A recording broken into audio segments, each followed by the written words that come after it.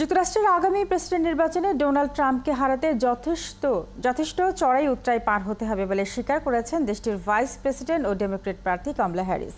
তবে সাধারণ প্রচারের মধ্য দিয়ে ট্রাম্পের জনপ্রিয়তাকে ছাড়িয়ে যাওয়ার বিষয়ে আত্মবিশ্বাসী তিনি। অন্যদিকে ফ্লোরিডায় এক সম্মেলনে কমলাকে ইহুদি বিদ্বেষী বলেছেন ডোনাল্ড ট্রাম্প। সৃষ্টি ঘটকের আরেকটি প্রতিবেদন। আবারও মার্কিন ভাইস প্রেসিডেন্ট ও ডেমোক্রেটিক পার্টির নতুন প্রেসিডেন্ট পদপ্রার্থী কমলা হ্যারিসকে সমালোচনায় বিদ্ধ করলেন সাবেক মার্কিন president Donald Trump. Republican president প্রার্থী ট্রাম্প বলেছেন কমলা নেতানিয়াহুর বক্তব্য এড়িয়ে গেছেন কারণ তিনি ইহুদি বিদ্বেষী।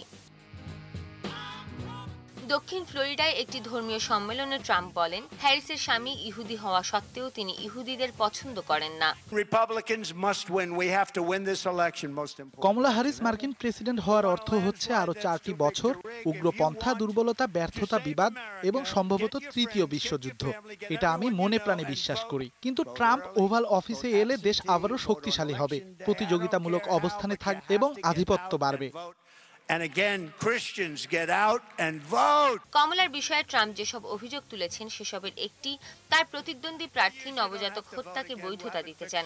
গর্ভপাতের অধিকারের পক্ষে ভাইস প্রেসিডেন্ট কমলার শক্ত অবস্থানের পরিপ্রেক্ষিতে ট্রাম্প এ দাবি করেন। একই দিন কমলা হ্যারিস বক্তব্য দেন ম্যাসাচুসেটসে নির্বাচনী তহবিল জোগাড়ের অনুষ্ঠানে। এ সময় হ্যারিস বলেন তিনি সাদামাটা প্রচার দিয়েই তার প্রতিদ্বন্দ্বী রিপাবলিকান প্রার্থীর হঠকারী মিথ্যা কাটিয়ে উঠতে সক্ষম হবেন। আমার কর্মকাণ্ড সম্পর্কে ডোনাল্ড ট্রাম্প কিছু বেপরোয়া মিথ্যার আশ্রয় নিচ্ছেন। তিনিও তার রানিং মেট যা বলছেন বলুন, এগুলো শুধুই অপপ্রচার। এ সময় ক্যালিফোর্নিয়ার সাবেক অ্যাটর্নি জেনারেল কমলা হ্যারিস তার সঙ্গে বিতর্কের মঞ্চে আসতে ট্রাম্পের প্রতি আবারও চ্যালেঞ্জ জানিয়েছেন। সৃষ্টি ঘটক, ৭১।